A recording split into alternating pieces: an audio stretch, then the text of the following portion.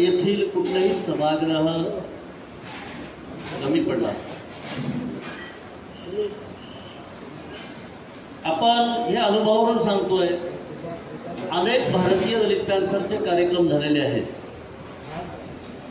त्या कार्यक्रमामध्ये समाजानं उत्स्फूर्त प्रतिसाद दिलेला आहे। कारण याचा अर्थ असा होतो की समाजानं या संघटनेवर, या संघटनावर आणि संघटन जे करतायत त्यांच्यावर विश्वास टाकलेला आहे हे स्पष्ट होतं। अहमदपूर चाकूर विधानसभा निवडणुकीच्या दृष्टीनं भूमिका स्पष्ट करण्यासाठी आपण सर्वजण या ठिकाणी उपस्थित झाला, त्याबद्दल भारतीय दलित पॅन्थरच्या या सर्व पदाधिकाऱ्यांच्या वतीनं मी आपणा सर्वांचं हार्दिक स्वागतही करतो आणि आभारी मानतो। मंचावर बालाजी कोकाटे सर आहेत, भालेराव साहेब आहेत, सुनील क्षीरसागर आहेत, जिल्हा संयोजक आहेत, प्राध्यापक बालाजी आचार्य भारतीय दलित पॅन्थरचे मार्गदर्शक आहेत, बबन याने हरिश्चंद्र वाघमारे आहेत, महादेव बनसोडे अहमदपूरचे आहेत, प्रमुख आहेत, बळीराम कांबळेजी आहेत, वयस्कर आहेत, जुने पॅन्थर आहेत, सुभाषराव आहेत, अनेक मंडळी आपण आहेत, पुन्हा सर्वच मंडळी या ठिकाणी आहेत। सगळ्यांचे नाव उल्लेख करणं जरा थांबतो इथं, कारण वेळ ज्या जाईल आता सगळ्यांचे म्हणजे लक्ष दुसरीकडे आहे। या ठिकाणी अनेक कार्यकर्त्यांनी या ठिकाणी आपल्या भूमिका मांडलेल्या आहेत। भारतीय दलित पॅन्थरने निवडणुकीच्या संदर्भात कुठली भूमिका मांडलेली नाही। प्राध्यापक बालाजी आचार्य सरांनी या ठिकाणी स्पष्ट केलेलं आहे की भारतीय दलित पॅन्थर हे संघटन एवढ्यासाठी निर्माण झालेलं आहे की ते निवडणुका लढवत नाही। कारण भारतीय दलित पॅन्थरचं एकमेव काम आहे की जे सरकार, जे प्रशासन भारतीय संविधानाने दिलेले हक्क अधिकार जर देत नसेल तर ते अधिकार मिळवण्यासाठी लोकशाही मार्गाने मिळवून घेण्यासाठी तयार झालेलं हे संघटन आहे। आणि शक्यतो अन्यायाच्या विरोधात खंबीरपणे प्रतिकार करण्यासाठी तयार झालेले हे संघटन आहे। 1972 सालीचं हे संघटन रिपब्लिकन ऐक्यामध्ये विलीन झालं।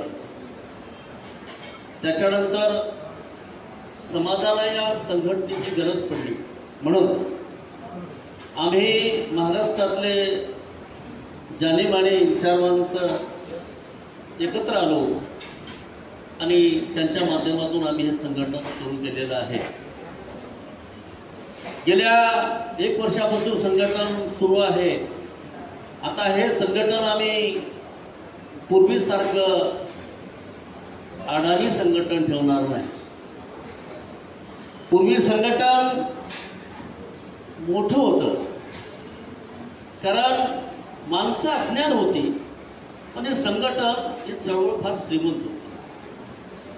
आता झालंय असं, माणसं मोठी झाली, श्रीमंत झाली, पण चळवळ मात्र गरीब झाली।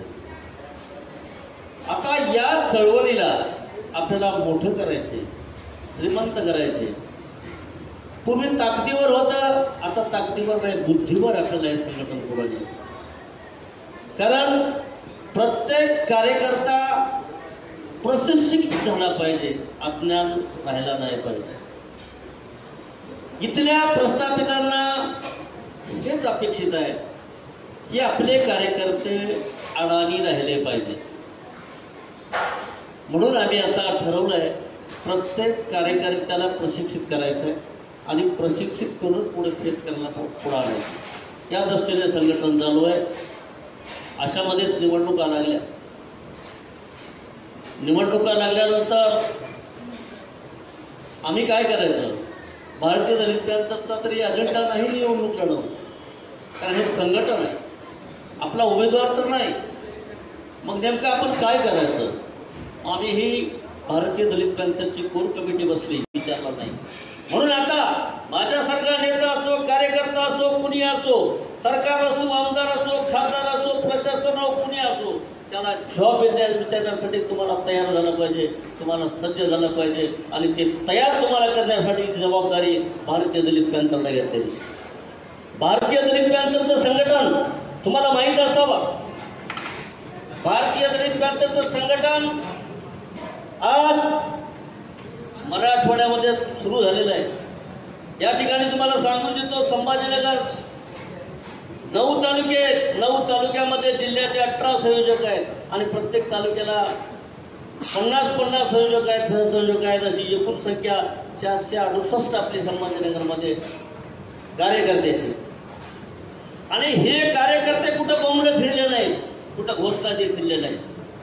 त्याचबरोबर बीड जिल्ह्यामध्ये 11 तालुके आहेत, तिथं जिल्हा संयोजक 22 आहेत आणि तालुक्याला 50 प्रमाणे 550 संयोजक आहेत.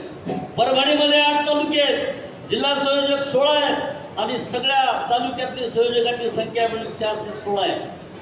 जालन्यामध्ये 8 तालुके आहेत, जिल्हा संयोजक 16 आहेत आणि तालुका संयोजक मिळून 400 आहेत. असे 416 पूर्ण कार्यकर्ते आपले जालन्यामध्ये आहेत. त्यानंतर लातूरमध्ये सुद्धा आपण बघत आहोत चॅनलला, लातूरमध्येच आपण फक्त दाखवणं आहे, कारण सगळीकडे दाखवायची गरज पडली नाही. तर लातूरमध्ये सुद्धा 20 जिल्हा संयोजक आहेत. तालुक्याला सगळे मिळून आपले 500 सहसंयोजक आहेत. ते स्वतःला लीडर मानत नाहीत, कार्यकर्ता म्हणून काम करत आहेत. माझ्या त्यापैकी माधव आहेत, बाळू आहेत, बाळू गुरुजी आहेत, सचिन आहेत, अशी सगळी बाळू गुरुजी आहेत. सगळी मंडळी अशी कार्यकर्ता म्हणून काम करते. कुणालाही नेतेगिरीचा आव नाही. नांदेड जिल्ह्यामध्ये 16 तालुके आहेत, जिल्हा संयोजक 22 आहेत, सहसंयोजक 640 आहेत, असे एकूण 672 आहेत. अमरावतीमध्ये 28 जिल्हा संयोजक, तालुका संयोजक 566 आहेत आणि एकूण संख्या 588 आहे. बुलढाण्यामध्ये 13 आहेत, 13 तालुक्यात जिल्हा संयोजक 26 आहेत आणि तालुका संयोजक असे मिळून सगळे 520 546 आहेत. म्हणजे आपल्या मराठवाडा विभागामध्ये प्रशिक्षित 3730 प्रशिक्षित कार्यकर्ते, ते कुणीही नेतृत्व करत नाहीत किंवा कुठं फोटो लावून मिरवत नाहीत. आणि बुलढाणा अमरावतीमध्ये एकूण 1134 पदाधिकारी काम करत आहेत. अशा पद्धतीनं हे आपलं काम आहे भारतीय दलित पॅंथरचं. भारतीय दलित पॅंथर याच्या पलीकडं मिरवण्याचं काम करत नाही, ही एकमेव भारतीय दलित पॅंथर आहे. काही लोकांनी माझ्यावर टीका केली, भारतीय दलित पॅंथरवर टीका केली. ज्यांचं भारतीय दलित पॅंथर घराच्या बाहेर नाही निघालं आणि निघाला असेल तर ते दारूच्या दुकानात असेल, याच्या पलीकडे गेलं तर क्लबच्या दुकानात असेल, याच्या पलीकडं नाही. आणि माझ्या चळवळीचं आयुष्य जेवढं आहे तेवढं माझ्या विरुद्ध बोलणाऱ्याचं जन्मापासूनचं आयुष्य नाही. पण मी त्या बोलणाऱ्यावर टीका करणारा व्यक्ती नाही, कारण मी समाज मान्य कार्यकर्ता आहे. नेता समाजाला मान्य आहे. मी चुकलो तर समाजामध्ये जाहीरपणे माफी मागणारा कार्यकर्ता आहे. मी कुणाला माझं मत लादणारा माणूस आहे. म्हणून या ठिकाणी भारतीय दलित पॅंथरचे सगळे कार्यकर्ते अशा पद्धतीचे आहेत. म्हणून या ठिकाणी आपल्या सर्वांना या ठिकाणी यासाठी बोलवलं आहे की जो काही विचार असेल, जे काही ठरवायचं असेल ते आपण सर्वांनी एकत्रित ठरवावं. या ठिकाणी कुणाचा विचार लादायचा नाही, कुणाच्या इशाऱ्यावर आपल्याला काम करायचं नाही. कारण भविष्यामध्ये समाज नेत्यापेक्षा किंवा कार्यकर्त्यापेक्षा किंवा कुठल्या उमेदवारापेक्षा जर कोण मोठा असेल तर तो समाज मोठा आहे. समाजापेक्षा कुणीही मोठा या महाराष्ट्रात नाही किंवा देशात नाही. आणि जो समाजाला मानत नाही तो निश्चितच दलाल असेल, तो निश्चितच लाचार असेल, तो निश्चितच बडा असेल. कारण समाजाप्रती जे काही करायचं आहे ते समाजाप्रती करायचं आहे. म्हणून या ठिकाणी आपला सर्वांचा विचार घेण्यासाठी आपण या ठिकाणी थांबून आलेलो आहोत. आता काही निमंत्रित व्यक्तीला अनेक उमेदवार आहेत. निवडणुकीच्या बाबतीत बोलायचं झालं तर आम्ही एक मुद्दा ठरवला बाळासाहेबजी, त्याचे 10 कलमी कार्यक्रम आहे. आम्ही बारकाईने निरीक्षण केलं. पहिला मुद्दा आहे, मागासवर्गीय विद्यार्थ्यांना सर्व प्रकारचे शिक्षण प्रशिक्षण मोफत दिलं जावं. महागाई निर्देशांकानुसार विद्यार्थ्यांच्या शिष्यवृत्तीत वाढ करण्यात यावी आणि शिष्यवृत्तीमधून केली जाणारी शैक्षणिक फीस वसुली थांबवण्यात यावी आणि बेकारांना भत्ता देण्यात यावा. बघा, शिक्षण आता सोपं आहे माझं काम म्हणून त्यांनी मला 15 दिवस पुन्हा मंदिरावर टाकले, जेलमध्ये टाकला. कुठे कारस्थान करून माझ्यावर केले. 302चा गुन्हा दाखल माझ्यावर करण्यात आला. किडनॅपिंगचे करण्यात आले. अरे मी मुंबईत होतो, मंत्रालयात होतो, तरी मला किडनॅपिंग पोत्यात बांधून मारून टाकले. असे अनेक गुन्हे नाही झालेले. मी खंबीर होतो, माझ्या पाठीशी समाज होता, कुणी नेता माझ्या संघ नव्हता. म्हणून माझ्यासोबत समाज असल्यामुळे मी प्रशासनाला मजबूत करू शकलो आणि प्रशासन मी माझ्याकडे चांगल्या दृष्टीने पाहत होतं. मी कुठला खंडिनी बाजारगिरी काम केलं नाही, कुठला फसवेगिरी केली नाही किंवा कुणाला नोकऱ्या देतो पैसे काढले नाही किंवा माझा धंदा क्लबचा नाही, माझा धंदा कुठला दारू विकायचा नाही.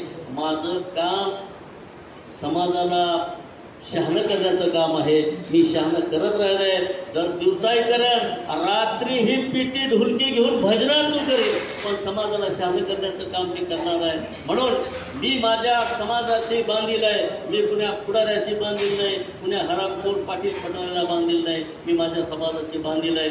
समाज मला जे सांगेल ते मला मान्य असेल. समाजाच्या सांगण्यावर मी काम करणार आहे. मी समाजाला आदेश देणार नाही किंवा समाजाला मी सांगणार नाही. आचार्य सर असतील, बाबासाहेब असतील, माधव असतील, हे सगळे कार्यकर्ते असतील, हे समाज आहे. हे माझा समाज आणि माझं संघटन म्हणून काम करणार आहे. या संघटनाचा मालक तुम्ही आहात, या संघटनेचा चालक तुम्ही आहात. त्याच्यामुळं तुम्ही जे सांगाल ते आम्ही करणार आहात. उमेदवार येतील जातील, निवडणुका येतील जातील, याच्याशी देणे घेणे नाही. तर समाज मोठा आहे. समाजासाठी जो काम करेल त्याच्यासाठी आपल्याला काम करायचं आहे. एवढे या ठिकाणी सांगू इच्छितो. आपण सर्वांनी मला जाहीर सांगावं, आम्ही सर्वांनी निर्णय असा घेतलाय, तुमच्या साक्षीला सगळ्यांचा ऐकून घेतो, की जो कोणी या मागण्या पत्रकार परिषदेमध्ये जाहीर करेल त्याला आपण पाठिंबा देऊ आणि तो पाठिंबा 17 तारखेपर्यंत आपण जाहीर करू. 17 ते 18 तारखेपर्यंत जाहीर करू अशी मी आपणास ग्वाही देतो. आणि दुसरी ग्वाही देतो की मी कुणाच्या आमिषाला बळी पडणार नाही, की मी कुणाचा लाचार होणार नाही, मी कुणाचा दलाल होणार नाही, मी कुणाचा भडवा होणार नाही आणि मी तुमचा समाजाचा विश्वासघात आजपर्यंत केलो नाही आणि भविष्यातही करणार नाही. म्हणून ही या ठिकाणी ग्वाही देतो आणि आपलं या ठिकाणी लांबचा कार्यक्रम या ठिकाणी थांबवतो. आपल्यास विनंती करतो, अजून परत एकदा सांगतो की आपला बाबासाहेब, बघा बाबासाहेब सुद्धा बुटात होते. बाबासाहेबांना खायला मिळत नव्हतं, बाबासाहेबांना कपडा मिळत नव्हता, पण बाबासाहेब स्वाभिमानानं ताईट राहिलेत नाही. म्हणून आपण हे ताईट राहायचं. तुमच्या आशीर्वादानं आपण आज उपाशी भरत नाही. तुमच्या आशीर्वादानं आपलं संघटन चालवायला अनेक कार्यकर्ते आपल्या सोबत आहेत. अनेक समाजाचे दानशूर व्यक्ती आपल्या सोबत आहेत. आपण त्याचं नाव सांगू शकत नाही, कारण जे दान देतात त्यांना त्रास केला जातो, त्यांना परेशान केलं जातं, म्हणून त्याचे नाव आपण सांगू शकत नाही. पण जे काही करतील ते समाजाचं असेल आणि समाजाच्या कष्टातून असेल, समाजाच्या हितातून असेल. म्हणून आवर्जून सांगू शकतो, भविष्यात कुठेही मिटिंग घ्या, समाज आपल्या पाठीशी आहे. कुठेही आपल्याला खायला प्यायला किंवा प्यायला नाही, खायला कमी पडणार नाही, प्यायचा विषय नाही. समाज आपल्या सोबत असल्यावर आपण कुठंच कमी पडत नाही. बाबासाहेबांसारखं साईड राज्याचा म्हणजे हे राहील, आपण तत्पर आहोत, तयार आहोत. आज पहिले मिळत नव्हतं, आता खायला सरत नाही आपल्याला. एवढं खायला आहे. यांच्या आजच्या एका बिर्याणीवर नव्हता. आपण रोज मटण खातो, दररोज मटण खातो, पुढे आठवड्याला खातो, रोज खातो, पण मटण खातो आपण. अशा मटणाच्या आदेशाला बळी पडू नये. मी पडणार नाही, आपण पडणार नाही, याची आपण ग्वाही देऊ. बाबासाहेबांची शपथ खाऊया आणि समाजाच्या हितासाठी काम करूया. पुढे जाऊया. निवडणुका येतील, निवडणुका जातील, परंतु आपल्याला भविष्यात पुढं जायचे. तुम्हाला तात्पर्य सांगतो, घोटाळा हत्याकांड इथं झालेला आहे. घोटाळा हत्याकांडाचे जबाबदार कोण आहे हे मला माहीत आहे. खानापूर हत्याकांड कोणी केला हे मला माहीत आहे.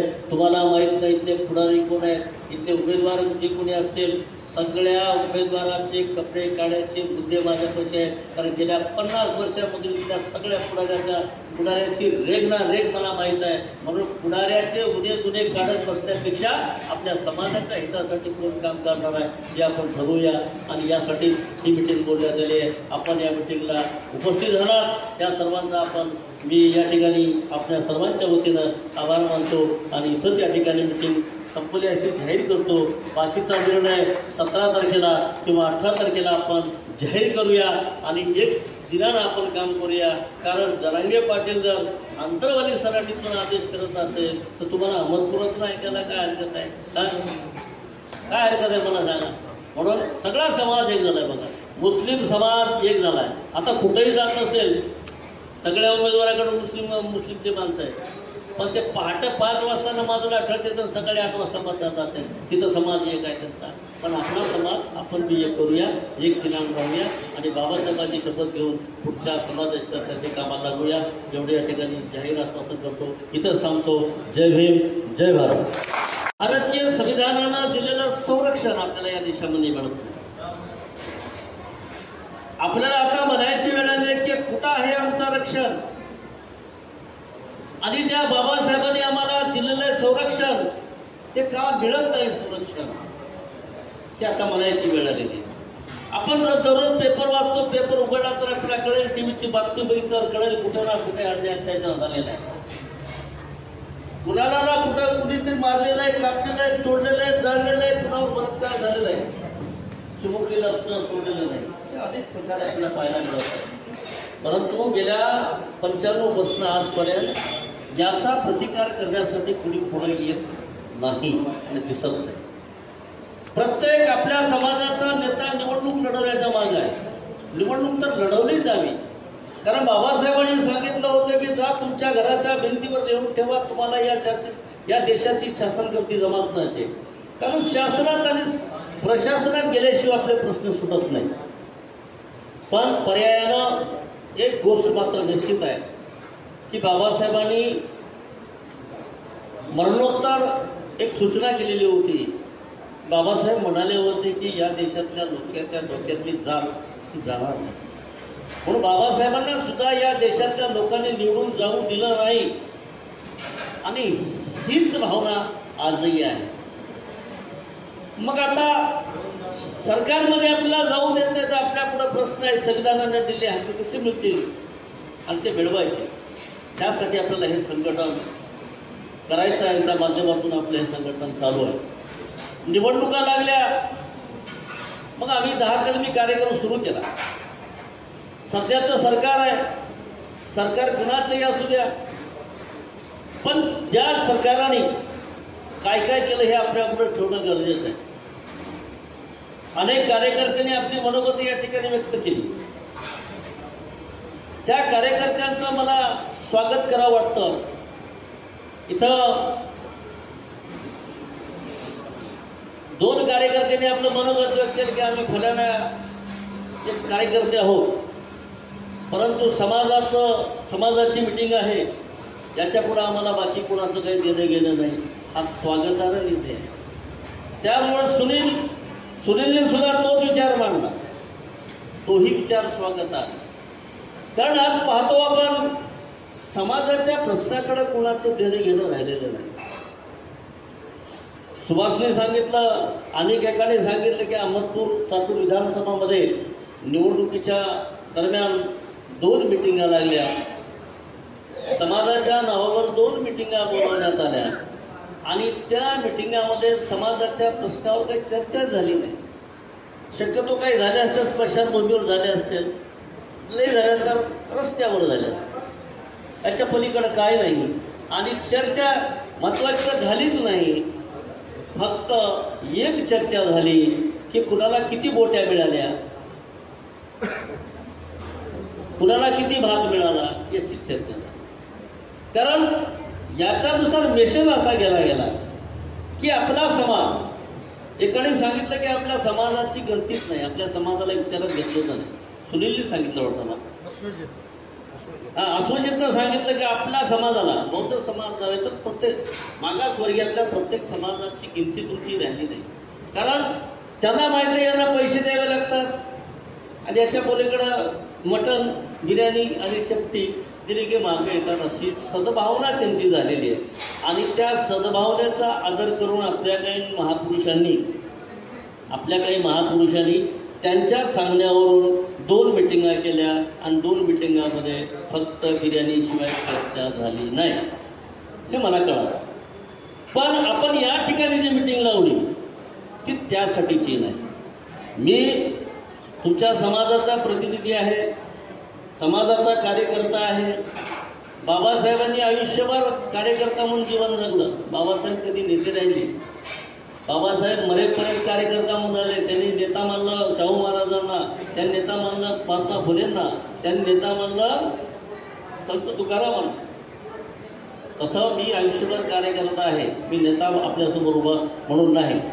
या ठिकाणी मी आपल्याला सांगू इच्छितो, बाबासाहेबांच्या कृपेने आणि तुमच्या सगळ्यांच्या आशीर्वादानं आज मी पुण्या पाटलाकडे मागण्यासाठी जाणारा कार्यकर्ता निश्चित नाही.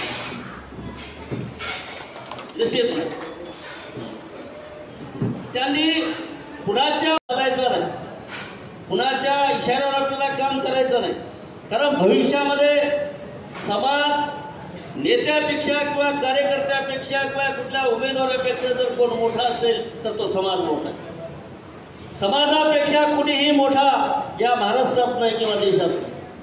आणि जो समाजाला मानत नाही तो निश्चितच दलाल असेल, तो निश्चितच लाचार असेल, तो निश्चितच बडा असेल.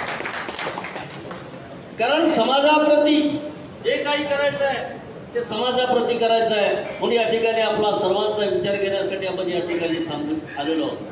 आता काही निवडणूक व्यक्तीला अनेक उमेदवार आहेत. निवडणुकीच्या बाबतीत बोलायचं झालं तर आम्ही एक मुद्दा ठरवला बाळासाहेबजी. हे जे 10 कलमी कार्यक्रम आहे आम्ही बारकाईने निरीक्षण केलं. पहिला मुद्दा आहे मागासवर्गीय विद्यार्थ्यांना सर्व प्रकारचे शिक्षण प्रशिक्षण मोफत दिलं जावं. महागाई निर्देशांकानुसार विद्यार्थ्यांच्या शिष्यवृत्तीत वाढ करण्यात यावी आणि शिष्यवृत्तीमधून केली जाणारी शैक्षणिक फीस वसुली थांबवण्यात यावी आणि बेकारांना भत्ता देण्यात यावा. बघा, शिक्षण आता सोपं राहिलं नाही, शिक्षण आता मोफत राहिलं नाही. शिक्षणाला पैसे लागत आहेत, शिक्षणाला पैसे लागत नाहीत. आपल्या आता लहान मुलं शिकायचे असेल पैसे कुठून द्यायचे, कुठून भरायचे?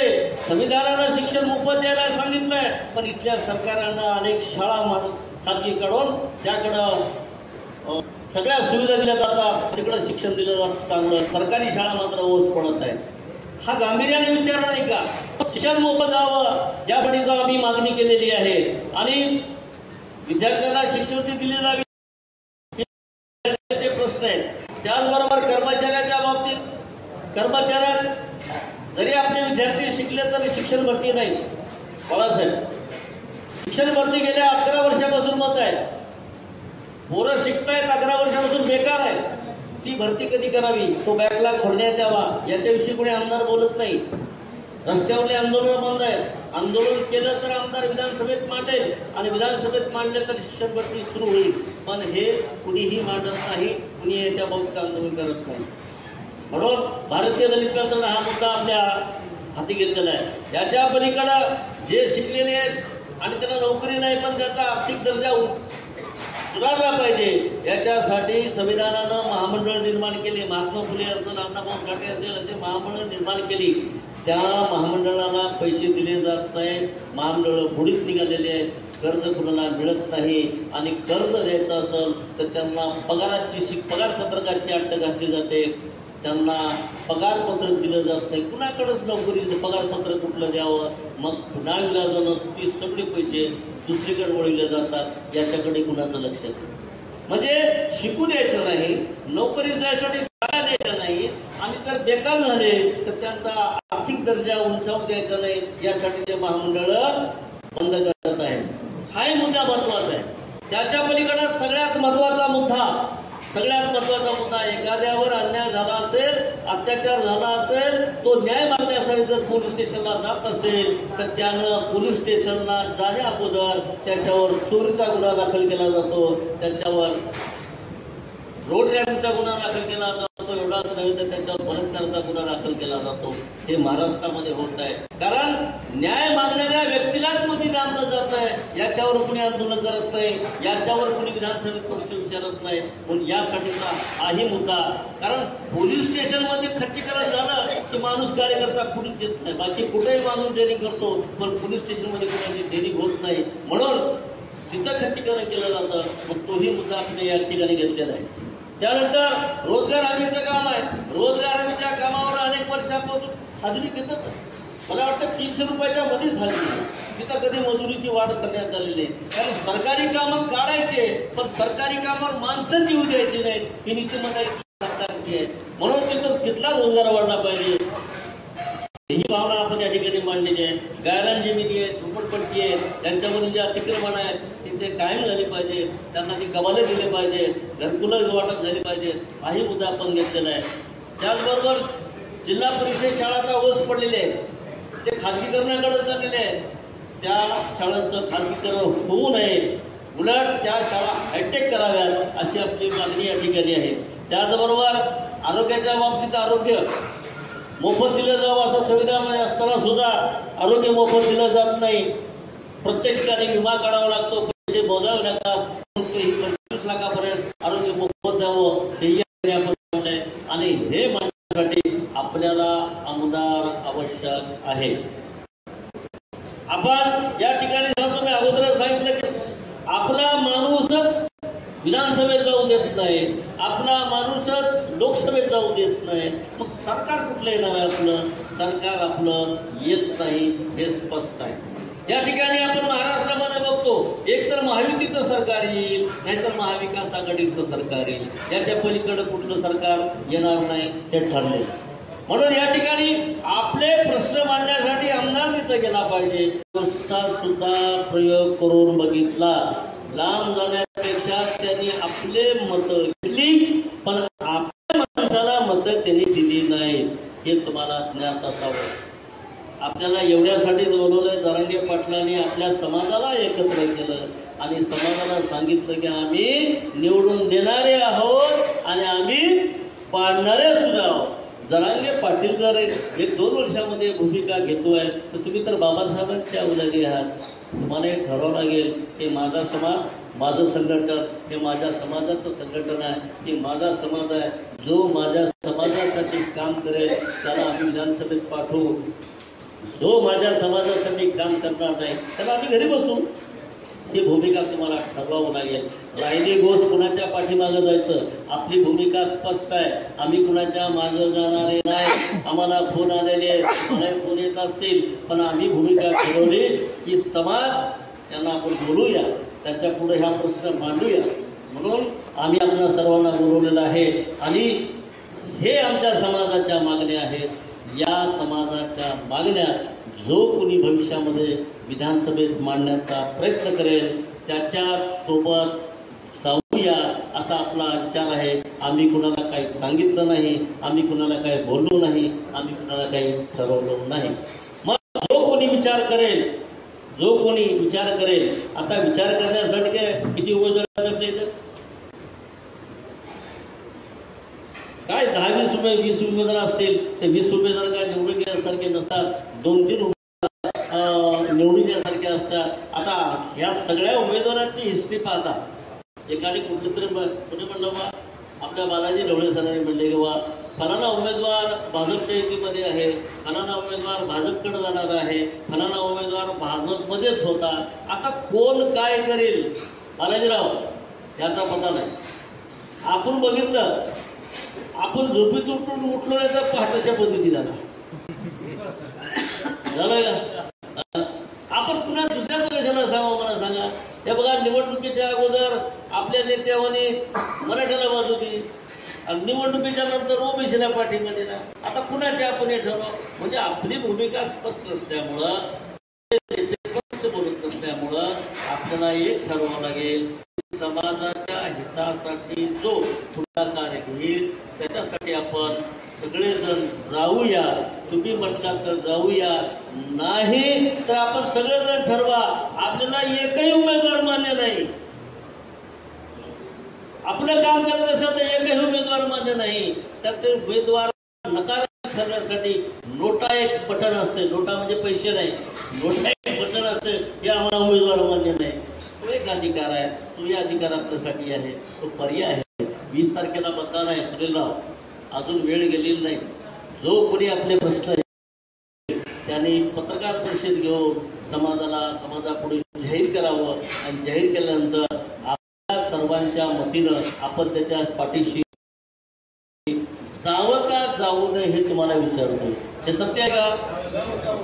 हा, त्यांनी पत्रकार परिषद घेऊन जाहीर करावी किंवा मी हे समाजाचे मुद्दे मी निवडून आल्यानंतर विधानसभेमध्ये मांडे आणि विद्यार्थ्यांना, कर्मचाऱ्यांना, महामंडळांना निधी उपलब्ध करून देईल. बाकी हे जर त्यांनी मान्य करत असेल तर आपण त्याच्यासोबत जाऊया, आणि जर कुणी मान्य करत नसेल तर आपण सगळेजण मिळून नोटाला मतदान करूया, खेळाला नकारार्थी ठरवूया, हे निकामी आहेत, नालायक आहेत असं मत करूया आणि समाजाची एकजूट दाखवूया. बाकी भडवे दलालांना कुठं जायचे जाऊ द्या, समाजाचं हित आपण बघूया.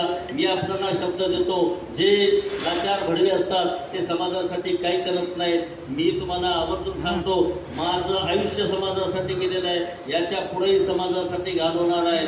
उरलेलं बोनस आयुष्य माझ्या समाजासाठी घालणार आहे.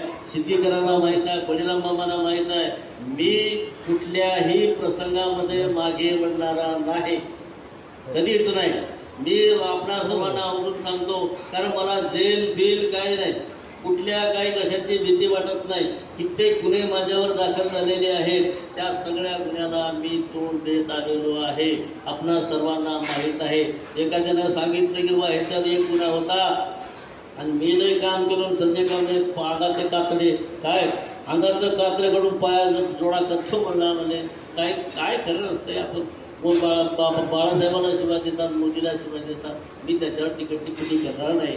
पण जो कोणी माझ्या कार्याचा आढावा घेत असाल, तुम्ही बघितला असाल, बौद्धनगरच्या झोपडपट्टीसाठी मी 15 दिवस जेलमध्ये गेलेलो आहे. श्रीनगरमध्ये